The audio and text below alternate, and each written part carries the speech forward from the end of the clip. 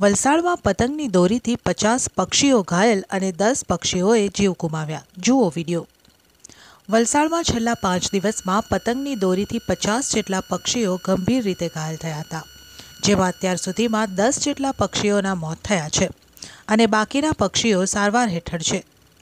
આ અંગે વલસાડ નગરપાલિકાના ઇન્ક્રોચમેન્ટ વિભાગના મહેશભાઈ ચૌહાણે માહિતી આપતા જણાવ્યું કે વલસાડ નગરપાલિકાના ફાયર સ્ટેશન ખાતે પતંગની દોરીથી ઘાયલ થતા પક્ષીઓ માટે કરુણા અભિયાનની શરૂઆત કરવામાં આવી હતી, જેમાં 10 જાન્યુઆરીથી 20 જાન્યુઆરી સુધી પક્ષીઓની સારવાર માટે કરુણા અભિયાન 2019ની શરૂઆત કરવામાં આવી છે, જેમાં અત્યાર સુધીમાં 50 જેટલા પક્ષીઓ અત્યંત ગંભીર રીતે ઘાયલ થયા હતા અને તેમાંથી 10 પક્ષીઓના મોત નીપજ્યા હતા।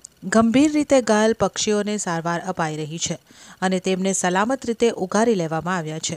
આ અભિયાનમાં નગરપાલિકાના એન્ક્રોચમેન્ટ વિભાગના મહેશ ચૌહાણ, જીવદયા પ્રેમી અમિત પટેલ, વલસાડ આરએફઓ સમીરભાઈ કોકણી સહિત અન્ય સંસ્થાઓના કાર્યકરો જોડાયા હતા।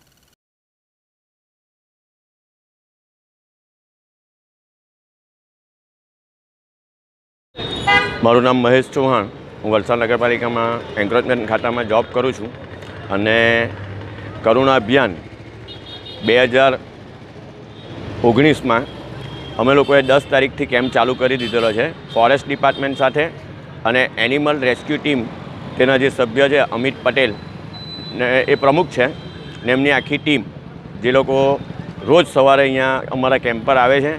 અત્યાર સુધીમાં 41 કબૂતરોને અમે બચાવ્યા છે, જેમાંથી 10 મૃત્યુ પામ્યા છે। તે મૃત્યુમાં કેમ્પમાં 2 જ મરણ પામ્યા છે, પણ જે બહાર જે કપાઈને નીચે પડી ગયેલા અને જે જાહેર જનતામાંથી આપવા અહીંયા આવેલા તેવા 7 કબૂતર છે ને આ કેમ્પ અમારો 20 તારીખ સુધી ચાલુ રહેશે। તો આવી કોઈ પણ વસ્તુ દેખાય કે ભાઈ પક્ષી ફસાયેલો છે, જો કે એમાં એક ઘુવડ પણ આવેલું હતું અને એક કાગડો પણ આવેલો હતો, પણ એ બંને બચી ગયા છે।